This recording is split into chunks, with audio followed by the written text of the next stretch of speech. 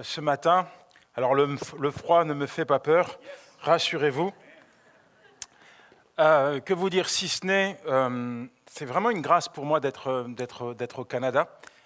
Il y a 20 ans, je suis venu au Canada, à Montréal. À cette époque, je venais de me faire poignarder à plusieurs reprises. J'avais échappé de très peu à la mort. J'étais en pleine dépression et j'ai passé mon temps au Canada à me défoncer la tête à l'alcool et à la drogue. Et franchement, si on m'avait dit qu'un jour j'allais revenir au Canada pour pouvoir partager mon témoignage à l'Église Nouvelle Vie et également en prison, j'aurais dit c'est pas possible. Mais le mot impossible n'existe pas dans le royaume de Dieu. Le royaume de Dieu, c'est le royaume de tout est possible. Et donc je suis avec vous et toute la semaine prochaine, je serai là aussi en tout cas pour visiter une prison.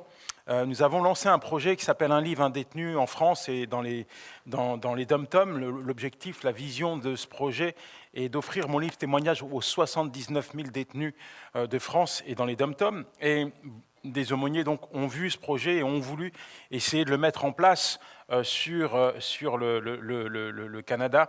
Et donc j'ai commencé à échanger et nous avons déjà amorcé de la distribution. Et j'ai eu une autorisation pour visiter les prisons pendant 2 ans. Alors, je vous explique et après vous allez remercier Dieu. J'ai été incarcéré dans une affaire criminelle, donc déchu de mes droits civiques. Ça veut dire que je n'avais même pas le droit de voter. Mon casier est long comme le bras. Et quand je vois ce que Dieu fait, quand je vois les portes des pénitenciers s'ouvrir, je me dis, c'est pas humain, c'est divin. En réalité, pour tout vous dire et pour rien vous cacher, je n'ai jamais été autant en prison que depuis que j'ai donné ma vie à Jésus.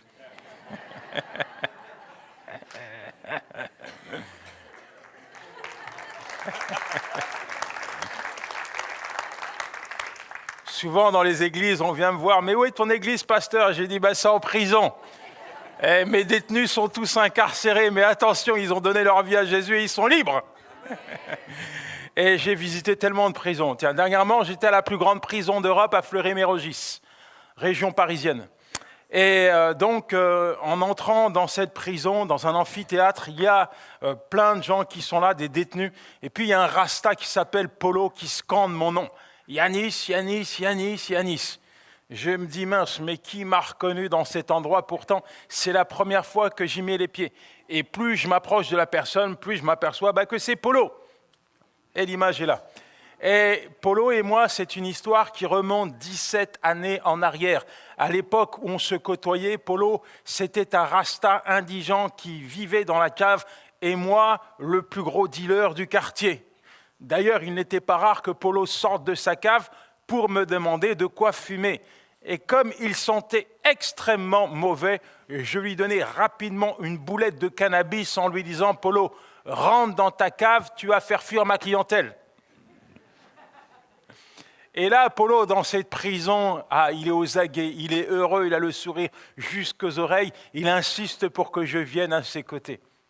Je sais ce qu'il est en train de se dire. Chouette, Yanis est de nouveau en prison. Je sais qu'il a de la drogue avec lui, il va me donner de quoi fumer dans ma cellule. Alors je m'approche de lui, je le salue, et il me dit « Yanis, vas-y, raconte-moi, mais qu'est-ce que tu as encore fait comme bêtise pour être en prison ?» Je lui ai dit « Non, Polo, aujourd'hui c'est moi l'invité, c'est moi l'orateur. » Et il me regarde avec ses yeux rouges, il fait la grimace, il ne me croit absolument pas, et il me dit « Yanis, non mais sérieux, depuis que je te connais, tu n'as jamais respecté qui que ce soit et je m'aperçois que tu ne respectes même pas Dieu. Allez, assieds-toi, on va écouter le sermon du pasteur. »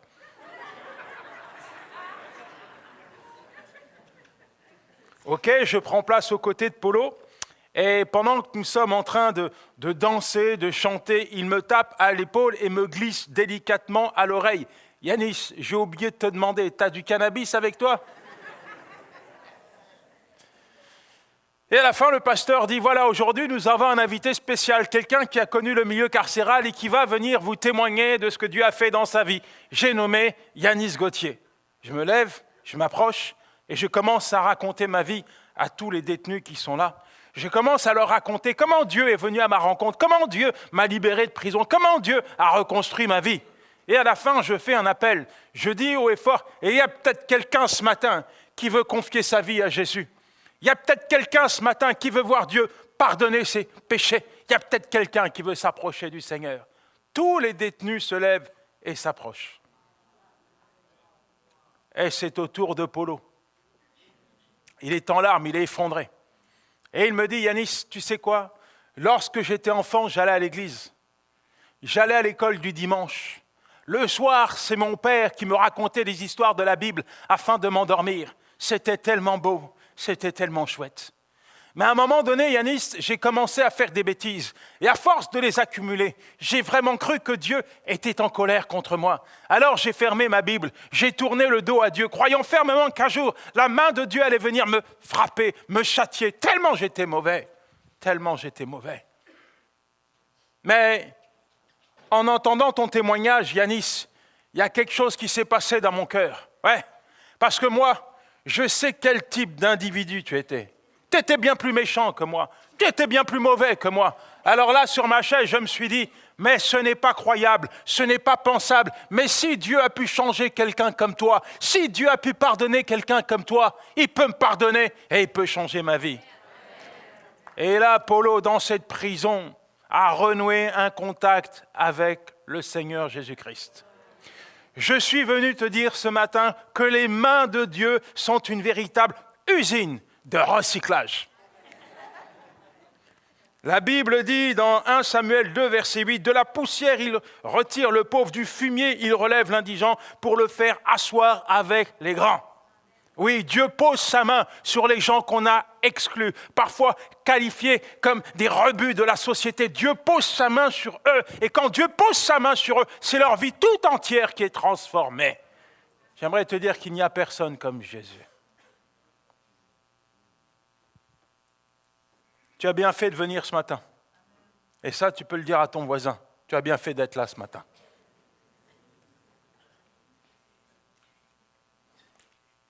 Ce que j'aime bien dans les églises, c'est qu'il y a toujours une horloge sous les yeux du prédicateur. Elle est là. Quand j'ai su que votre pasteur était suisse, je me suis dit certainement il va me parler de l'heure. Et effectivement, à chaque fois qu'on a discuté, il m'a parlé de l'heure, du temps qu'il m'accordait. Quand vous êtes en France, on vous donne parfois 20 minutes, 30 minutes. Lorsque vous êtes en Afrique, on vous donne 3, 4 heures. Prêche, mon frère, prêche. En réalité, de toute façon, comme j'aime à le dire, en France, on a l'heure, en Afrique, on a le temps. Mais une chose est sûre, c'est que Dieu n'est jamais en retard. Il n'y a pas de montre dans le royaume de Dieu. Il n'y a même pas une Rolex, pasteur. Rien. Mais Dieu fait toutes choses belles en son temps. Ce matin, tu es au bon moment, au bon endroit, et je crois fermement que c'est le temps de Dieu pour toi. Dis à ton voisin, c'est le temps de Dieu pour toi. J'aimerais introduire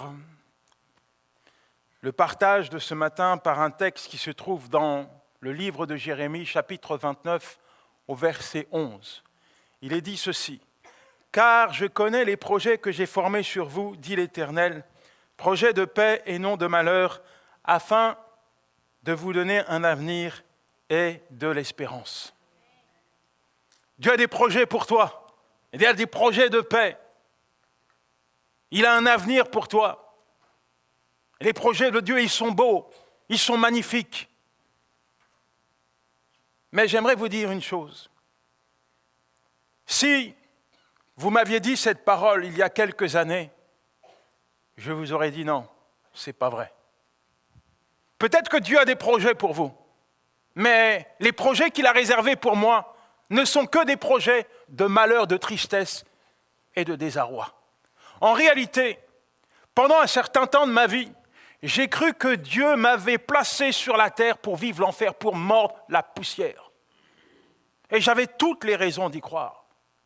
Toutes les raisons de croire que Dieu m'avait pris pour cible. Je suis le fruit d'un adultère. Comme on me l'a dit, un accident. Sur mon acte de naissance, il y a marqué « Père inconnu ». Mes parents se sont rencontrés dans une boîte de nuit. Leur relation n'a duré que le temps de ma conception. Avant ma naissance, mon père avait déjà quitté ma mère et nous sommes dans les années 70. L'avortement en France est interdit.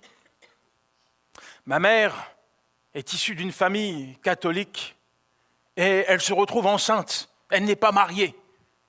Alors elle va se cacher. Chez elle, elle est considérée comme une paria. Elle se cache dans une chambre de bonne et me donne naissance.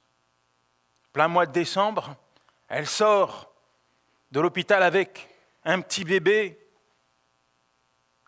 qu'elle a enveloppé d'un drap. Oui, dans ce drap, il y a un bébé qui n'est pas noir, qui n'est pas blanc, qui est métisse. C'est un croisé. Et ça, elle ne peut pas le supporter. En réalité, à cet instant, elle réalise que je vais être un fardeau pour elle. Alors elle me dépose aux services sociaux, comme on met un sac dans une poubelle. À partir de là, c'en est terminé. Fini de ma mère. Mon père, peut-être saisi par les remords, prend la décision de me récupérer. Il m'introduit dans sa famille et là, je fais la connaissance de sa femme, Mireille, et de mon grand frère, Franck. Mon père, c'est quelqu'un qui a une vie particulière. Il arrive de la Côte d'Ivoire, après 11 jours de bateau, il n'a pas de diplôme, pas d'argent, mais ce qui est important pour lui, c'est d'entrer en France, un pays qui, à ses yeux, représente la terre promise, l'endroit où il va enfin devenir quelqu'un. Par le biais de sa conjointe, il contracte un crédit et il ouvre une boutique de prêt-à-porter. Mais son problème à mon père, c'est qu'il confond fâcheusement recettes et bénéfices. Son argent, il le dilapide avec ses amis le soir dans les boîtes de nuit à s'éclater jusqu'au petit matin. Et à un moment donné, il est pourchassé par les créanciers, plie bagage et prend la fuite pour la Côte d'Ivoire. Ma belle-mère est criblée de dettes. Si elle me garde avec elle, c'est simplement parce que je représente une allocation familiale. Nous sommes relogés à la Courneuve, au 4000, une véritable prison à ciel ouvert où les gens urinent et jettent leurs ordures par les fenêtres. Très vite, pour pallier à nos besoins, ma belle-mère prend un abonnement au secours catholique pour avoir de quoi manger, de quoi nous vêtir. Et très vite également, elle va me faire sentir que je n'ai pas ma place au sein du foyer. Chaque jour, quand elle rentre du travail, c'est sur mon petit corps qu'elle déverse ses colères. Parfois, c'est la simple gifle, mais la plupart du temps, c'est les coups de poing, les coups de bâton, les coups de ceinture, les coups de fil électrique. Il arrive à ma belle-mère de me lever la nuit, de me sortir de ma chambre, de m'amener dans la salle de bain, de fermer la porte à double tour et de me défoncer la tête, de me l'acheter contre les murs, de me cracher au visage, de m'enfoncer ses ongles en insultant mon père et ma mère pour le mal qu'ils lui ont fait. Chaque jour, j'ai le droit à des insultes. Elle me rabaisse, me qualifie de déficient, d'erreur, d'accident, de tous les noms. Et lorsque je vais à l'école, je fais face à la misère sociale. La cité, c'est une prison. Je vois des toxicomanes complètement défoncés à la drogue. Le soir, c'est la police qui rentre dans le quartier. Je me souviens de ce jour où je suis en train de faire une bonne partie de football avec mes camarades et un voisin qui en a assez de nous entendre ouvre sa fenêtre, sort son fusil et tire une balle au hasard. Et c'est mon copain Toufik qui est touché en pleine poitrine et qui meurt quelques minutes plus tard sous mes yeux. Je ne suis pas un enfant méchant, mais je vais devenir méchant par nécessité. Quand je vois un jeune de mon âge qui a de l'argent dans les poches et que ça fait des jours que je n'ai pas mangé, je vis cela comme une injustice et je me donne le droit de lui prendre son argent. Quand je vois un jeune de mon âge qui a un beau blouson et que j'ai froid en hiver, je me donne le droit de lui prendre son manteau. Quand je vois un jeune qui a des belles baskets et je regarde mes paumes trouées, je me donne le droit de lui prendre ses chaussures. Et un jour, pas de chance, je me fais arrêter. Je me retrouve dans le bureau d'un juge d'instruction. Et la seule solution qu'elle va trouver pour résoudre mes problèmes socio-familiales, c'est de m'expédier tout droit en prison. J'ai 15 ans et pour la première fois, je mets les pieds dans une maison d'arrêt. Je suis le plus jeune de la prison. J'ai le droit à quelques attentions, quelques avantages. J'ai 3 repas par jour, j'ai un matelas, une couverture pour dormir, j'ai la télé dans la cellule. Bref, je suis mieux qu'à la maison. Et puis, ce qu'on dit à propos de la prison dans la cité, c'est que c'est une école. C'est par là qu'il faut passer pour devenir quelqu'un. Oui, la prison, c'est l'école, la faculté de la délinquance. Alors, je ne prends pas mon incarcération comme une punition, bien au contraire, mais comme une véritable opportunité pour évoluer dans le monde de la délinquance, car pour moi, voler, c'était la seule solution pour me sortir de ma misère, de ma galère. Le temps va passer et je vais devenir un voleur, un escroc, un revendeur de drogue. Je vais créer des filières à Amsterdam, au Maroc, recruter des personnes qui vont vendre de la drogue pour moi partout, dans les boîtes de nuit, dans les cités, dans les bars, bref. Et mon train de vie va changer du tout au tout. Désormais, j'ai de l'argent dans les poches, des beaux habits, je roule en belle voiture. Et pour moi, c'est une belle revanche sur la vie. Mais il y a quelque chose qui ne va pas dans mon cœur. Je sais que je suis différent des autres. Je n'ai pas la joie d'avoir une famille, pas la joie d'avoir un père, une mère à mes côtés. Alors, pour combler cette tristesse que personne ne saurait voir, eh bien, je me mets à me droguer, à boire de l'alcool, à me déconnecter la tête à coups d'ecstasy. Et en fait, ça va être un véritable piège, parce qu'il n'y a que lorsque je suis sous l'effet de ce poison que je me sens vivre, exister. Et je me rappelle ce jour où je suis dans une chambre d'hôtel. J'ai une vingtaine d'années et j'ai une pleine vue sur ma vie. Et elle se résume à un seul mot, supplice. Et là, j'ai envie d'en finir. En réalité, je crois que Dieu m'a placé sur la terre pour vivre ce type de vie. Je crois que Dieu m'appelle à mourir à 20 ans, comme mes potes. Alors, je prends une lame de couteau et toute la matinée, je vais poser cette lame sur mon bras en essayant de trouver la force de me sectionner les artères. Pas avoir la force d'aller jusqu'au bout. Pas avoir la force de mettre fin à mes jours. Mais toujours est-il que je vais me taillader le bras. Je vais me mutiler le bras. Je vais m'infliger une punition, celle que la vie représente à mes yeux. Après quoi, je vais adopter un comportement autodestructeur vis-à-vis de ma propre personne. Aucune limite, aucune limite. J'attends la mort. J'attends la mort. J'aimerais vous partager une vérité qui est tellement importante, tellement belle, tellement grande, tellement riche, tellement profonde. C'est celle-ci. Dieu vous aime. Lorsque pour la première fois j'entends ces mots, le contexte ne s'y prête pas. C'est ma conjointe qui est enceinte, avec laquelle j'ai 2 enfants, qui vient me voir en prison et me dit à moi que Dieu m'aime. La réalité, c'est que c'est pas possible. Je suis là pour plusieurs vols à main armée, j'encours une peine de 20 ans, et elle vient me voir pour me dire que Dieu, il m'aime. Au fur et à mesure de nos parloirs, je réalise une chose, une vérité qui me saute aux yeux. Mais cette femme, elle m'aime. Parce qu'avant, les gens qui gravitaient autour de moi, ils m'aimaient pour ce que je possédais. Mais là, dans cette prison, je suis plus rien, j'ai plus rien dans les poches, j'ai plus rien à offrir.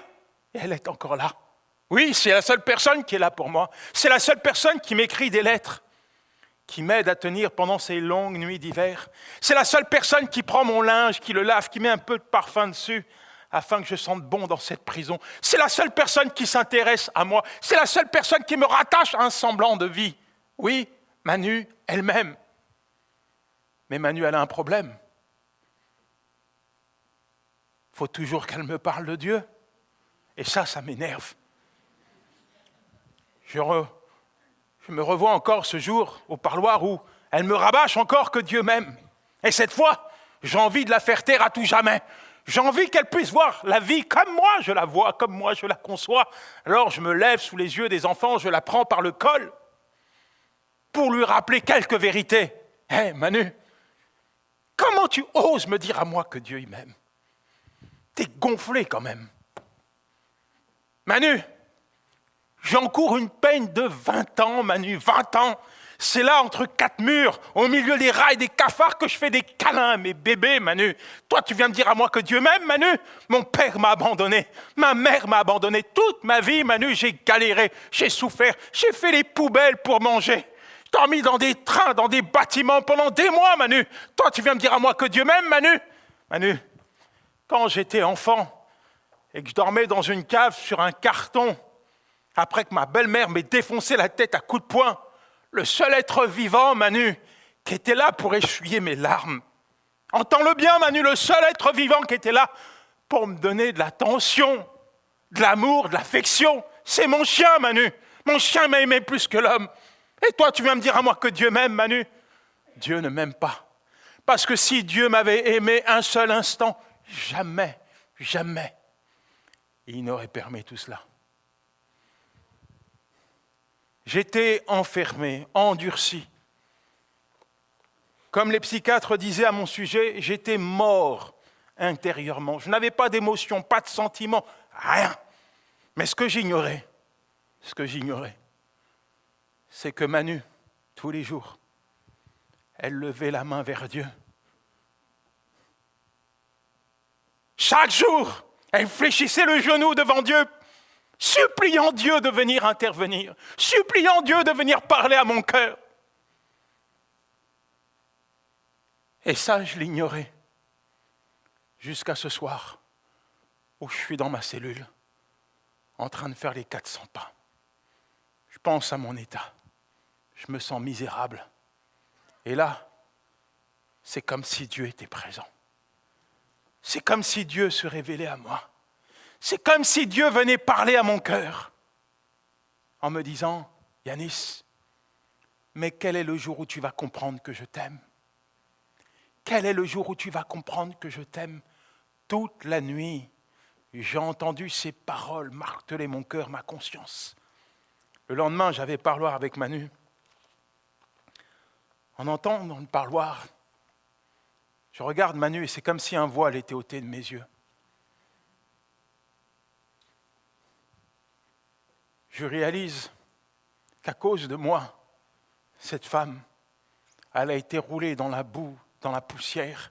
Elle est devenue la risée de toute sa famille.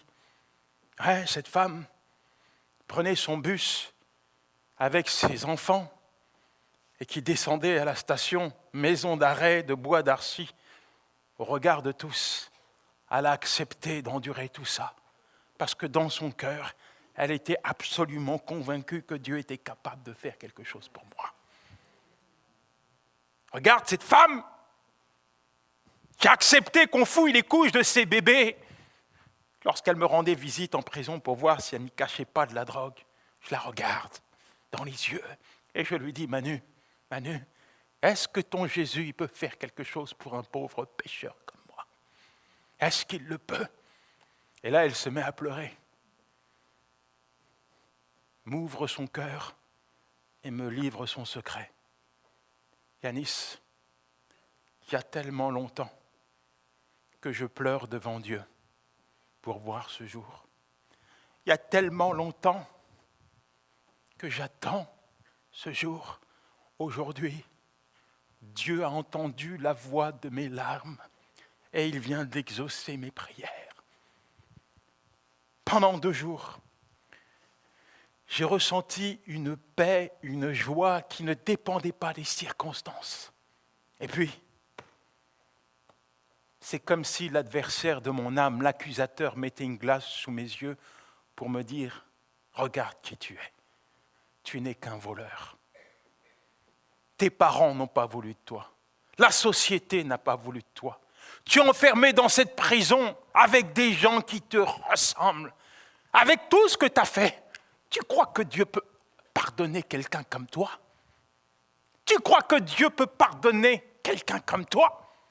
Tu crois qu'un simple pas vers lui va effacer ta dette? Tu es coupable et tu vas payer. Tu vas payer. Je vais répéter des choses qu'on m'avait dit toute ma vie. Toute ma vie. Croiser la route d'un aumônier à qui j'ai demandé une Bible.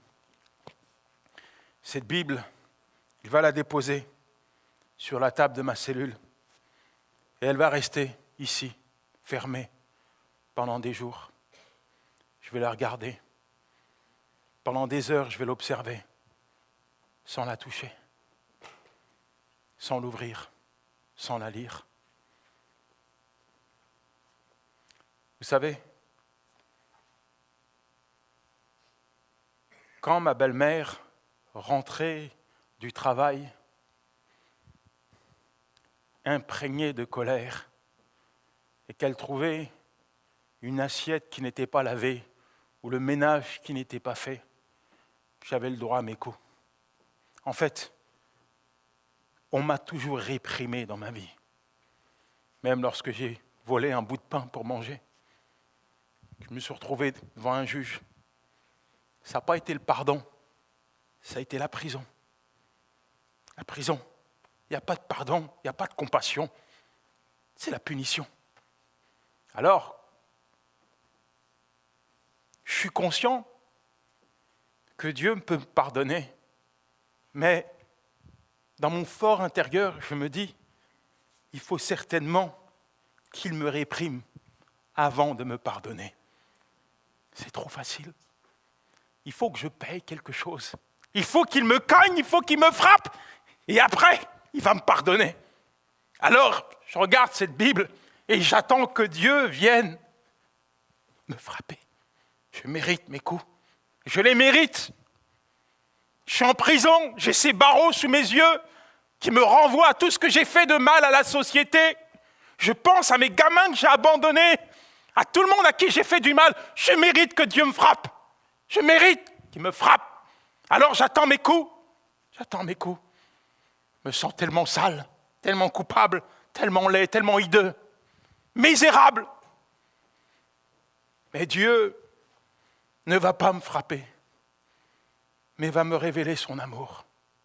Au travers d'une parole qui se trouve dans l'évangile de Jean, chapitre 3, au verset 16, où il est dit « Car Dieu a tant aimé le monde qu'il a donné son Fils unique, afin que quiconque croit en lui ne périsse point, mais ait la vie éternelle. » Au travers de cette parole, Dieu va me révéler son amour. Et à partir de cet instant, il était impossible pour moi d'être délogé de l'amour de Dieu. Et comme j'aime à le dire que c'est dans cette prison, là, au milieu des rats et des cafards, que j'ai expérimenté l'amour de Dieu. La Bible dit que là où le péché abonde, la grâce de Dieu, elle surabonde. Oui, dans cette prison, la grâce de Dieu est venue abonder dans ma vie.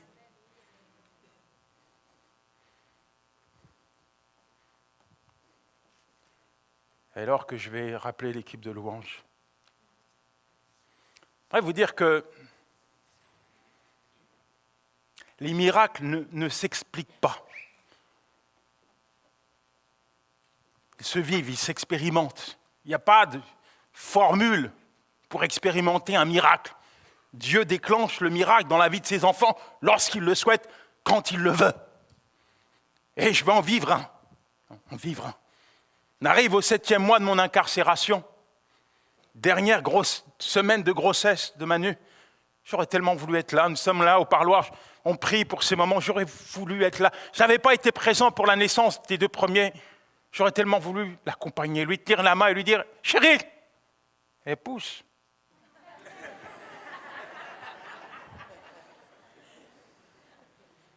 Alors que je regagne ma cellule, le directeur demande à me voir, il m'accueille, il est en colère, il est furax. Il me dit, des gens comme vous, on les garde au chaud ici. Vous êtes un criminel, quelqu'un de dangereux pour la société. Mais pourquoi vous me dites ça, monsieur le juge? Monsieur le directeur, plutôt. Et là, il me dit, moi, ça fait 20 ans que je travaille ici. Et je dois dire que je n'ai jamais vu ça. Je dis, mais qu'est-ce qui se passe? Et il me fait montrer une feuille, il me dit, voilà, j'ai reçu ce fax de la juge d'instruction. Elle a décidé de vous libérer. Faites votre pactage, rentrez chez vous. Quand j'entends ça, je lui dis, monsieur, il y a une erreur. Je suis Yanis Gauthier, matricule 52 964. Je suis là pour 3 vols à main armée, j'encours une peine de 20 ans. Ça fait que 7 mois que je suis en prison, c'est ce qu'on fait pour un vol de voiture. Il y a forcément une erreur, monsieur. Et là, il me regarde, il me dit, qu'est-ce qu'il y a? Vous avez un problème? Vous voulez rester avec nous? Ça va, je vais rentrer à la maison. J'arrive à la maison, je sonne. Manu m'accueille. Les enfants, nous allons dans le salon, nous mettons sur les genoux. Nous commençons à adorer, à magnifier, à exalter, à glorifier Dieu pour ce miracle qu'il venait d'accomplir. Et là, tout à coup,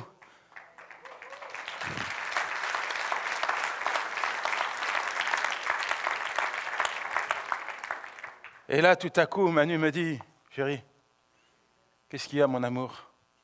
Elle me dit, je serai toi, j'attraperai la valise qui est là. Maintenant, car je vais mettre notre enfant au monde. Quelques heures plus tard, je coupais le cordon ombilical de mon petit bébé.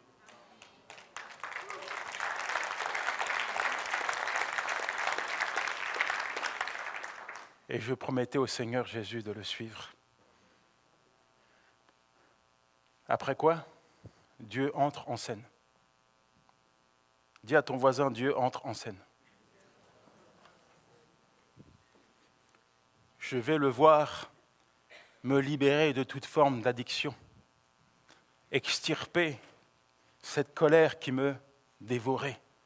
Il va me retaper, me requinquer, me restaurer, me rebâtir, me recycler. Et tout allait bien, je devenais ce père tant attendu pour Manu, ce mari pour elle. Malheureusement, un jour, le malheur nous rattrape. Mon grand frère se fait assassiner. Et là, retour en arrière, commissariat, interrogatoire, morgue, pour reconnaître le corps de mon frère, qu'on a mis derrière une vitre pour les besoins de l'enquête. Mon père était absent, jamais été présent. Mon frère était tout pour moi, on n'avait que 2 années d'écart. Un jour, dans un restaurant, il y a eu une altercation avec une bande de jeunes qui ont jugé bon de mettre fin à ses jours en lui tirant 3 balles dans le corps, dont une en pleine tête. Alors quand je vois mon frère derrière cette vitre, je vois son visage. Je sens une colère monter en moi. Le soir, chez ma belle-mère, toutes mes anciennes fréquentations étaient là pour me dire « Yanis, on sait qui a tué ton frère. Il faut que tu ailles le venger. » Et j'étais tellement rongé par la colère que j'ai dit « Ok. Me voici dans cette voiture, roulant à vive allure, en vue d'aller venger mon frère. Je suis imprégné de tristesse et de colère. Et il y a un véritable combat dans ma tête. D'un côté, je pense à mon frère qu'on a assassiné. D'un autre, je pense à Manu, aux enfants, à toutes ces personnes que Dieu a utilisées à l'Église pour me reconstruire. Et je ne sais pas quel choix je dois faire. Et là, j'entends la voix de Dieu qui me dit « Mon enfant, reste avec moi. Ne va pas venger ton frère, reste avec moi. » À cet instant, j'étais convaincu que c'était la voix de Dieu, la voix de mon berger. Alors j'ai fait demi-tour pour rentrer auprès de ma famille. Quelques jours plus tard, on a procédé à son enterrement. Et j'ai porté le cercueil de mon frère. Et alors que je marchais sur ce chemin de terre, que je ressentais le poids de son corps, je pensais à cette Bible que quelqu'un lui avait offerte, dans le métro, dans la rue, je ne sais pas. Mais cette Bible, c'était son porte-bonheur. Quand il l'oubliait, il revenait la chercher à la maison. Et moi qui suis chrétien, je ne peux pas ignorer les vérités qu'elle renferme. Tout comme je ne peux pas ignorer que mon frère n'a jamais ouvert cette Bible. Pour lui, c'était juste un porte-bonheur. Et pourtant, il avait tellement besoin de Dieu. Mon frère a connu 19 fois la prison. Il était polytoxicomane, dépressif, suicidaire. Alors là, je me dis, mais c'est pas croyable. À chaque fois qu'il revenait chercher cette Bible et qu'il la mettait dans sa poche, c'est comme si Dieu frappait à la porte de son cœur pour lui dire, mon enfant, confie-moi ta vie. Donne-moi tes chaînes. Donne-moi tout ce qui te détruit. Même si ta vie n'a plus de valeur, n'a plus de sens, confie-la moi. Je vais lui redonner un sens. Tu as de la valeur à mes yeux. Et mon frère est mort avec une Bible dans la poche sans avoir donné sa vie à Jésus. Alors je suis reparti du cimetière avec cette conviction que la seule différence entre mon frère et moi se résumait à un choix, une décision. Un jour, j'étais en train d'agoniser, de mourir. Je n'étais plus rien, l'ombre de moi-même, juste un matricule dans ma cellule. Ma vie était en ruine. Et là, Dieu est venu frapper à la porte de mon cœur et m'a posé une question. Yanis, veux-tu vivre? Veux-tu vivre? J'aurais pu regarder à toutes ces ruines qui étaient autour de moi et me dire, c'est pas possible, je ne peux pas revivre, ma vie est détruite, elle est fichue, tout est perdu, c'est trop tard, c'est fini, c'est mort. Et j'ai préféré regarder à Dieu et lui dire, oui, je veux vivre. Et je l'ai vu totalement reconstruire ma vie. Dieu est celui qui bâtit les vies en ruine. Aujourd'hui,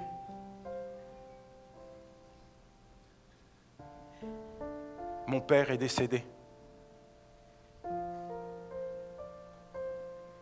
Ma belle-mère est décédée. Ma mère est décédée. Quant à Manu et moi,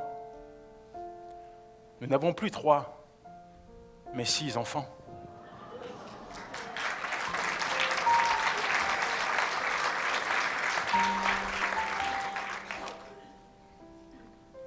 Et c'est ensemble, en famille, que nous parcourons les quartiers sensibles, les églises, les prisons, les endroits les plus sales de la terre, pour dire haut et fort qu'avec Dieu, c'est possible de changer.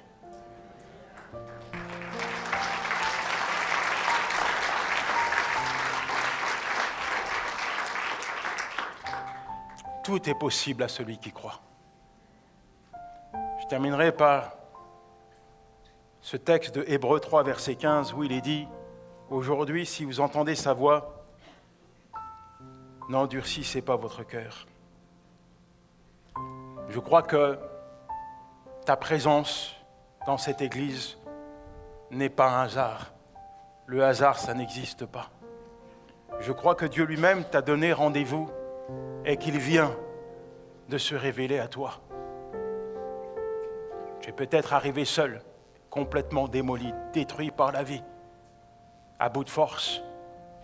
Mais tu peux repartir debout, libre, en confiant ta vie à Jésus. La Bible dit aujourd'hui, mais l'homme il dit demain, je confierai ma vie à Jésus.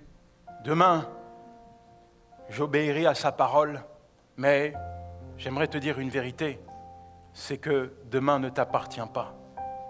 Tu ne sais pas ce que va enfanter ton lendemain. Demain peut devenir ton pire ennemi, parce que demain peut-être n'arrivera jamais. Il n'y a pas d'âge pour dire oui à Jésus, parce qu'il n'y a pas d'âge pour mourir. Ce n'est pas la foi de tes parents qui va te sauver. Ce n'est pas parce que tu as une Bible dans ton sac ou dans ta poche que tu es sauvé. Tu seras sauvé parce qu'un jour, tu as accepté Jésus-Christ comme Seigneur et comme Sauveur. Sur la base de ta confession, tu seras sauvé. Une chose est certaine, c'est que dans le royaume de Dieu, il n'y a pas de clandestin. Si mon frère pouvait te parler aujourd'hui à ma place, il te dirait ceci. J'ai gaspillé ma vie, je l'ai dissipée. J'ai volontairement pris la décision de ne pas répondre à l'appel de Dieu. Maintenant, qu'est-ce que je vais dire à Dieu en échange de mon âme? C'est trop tard. Le salaire du péché, c'est la mort. Mais le don gratuit de Dieu, c'est la vie éternelle en Jésus-Christ. Et pour toi qui es là ce matin, ce n'est pas trop tard. Ce matin, tu peux prendre la plus belle, la plus grande décision de ta vie. Ce matin, tu peux dire oui à Jésus Et dire oui à Jésus, c'est l'assurance de passer de la mort à la vie, des ténèbres à la lumière, de l'esclavage à la véritable liberté. Ce matin est un bon jour pour toi. Et je vais vous inviter à vous lever. Je dis que ce matin est un bon jour pour toi. C'est un jour de décision. Alors j'aimerais inviter ceux et celles qui n'ont pas confié leur vie à Jésus à s'avancer. J'aimerais inviter ceux et celles qui se sont éloignés du Seigneur, qui ont tourné le dos à Dieu pour vivre leur propre vie, à prendre une décision, à se repentir, à revenir dans la maison de l'Éternel. Dieu t'appelle ce matin. Il te veut ce matin tel que tu es. Jésus-Christ a dit, je ne mettrai pas dehors celui qui vient à moi. Je ne le mettrai pas dehors. Tu peux venir au Seigneur ce matin tel que tu es. Et j'aimerais inviter également toutes les personnes qui ont des chaînes pesantes sur leur vie, des chaînes qui les écrasent. Tu n'en peux plus de souffrir à cause de quelque chose qui te dévore intérieurement. Ça peut être l'alcool, ça peut être le cannabis, ça peut être la débauche, ça peut être la colère, ça peut être la rancune, des fardeaux puissants. Je veux te demander de venir au Seigneur afin d'expérimenter la liberté. Il est celui qui libère, il est celui qui libère. Et ce matin, le Seigneur peut agir dans ta vie. Alors, s'il vous plaît, peuple de Dieu, s'il vous plaît, ceux qui ne connaissent pas le Seigneur, ne restez pas insensibles à l'appel de votre Créateur. Pendant la louange, je vous invite à vous déplacer, à venir devant. Il y a également les conseillers, les pasteurs qui vont venir devant. Et on va prier personnellement pour vous. C'est le moment le plus important de cette réunion. C'est ton face-à-face, c'est ton rendez-vous avec Dieu. Ne le manque pas, ne le loupe pas. Sors des rangs, proche-toi devant, venez devant. Tous qui avaient besoin de faire un pas vers le Seigneur, rapprochez-vous, nous allons prier.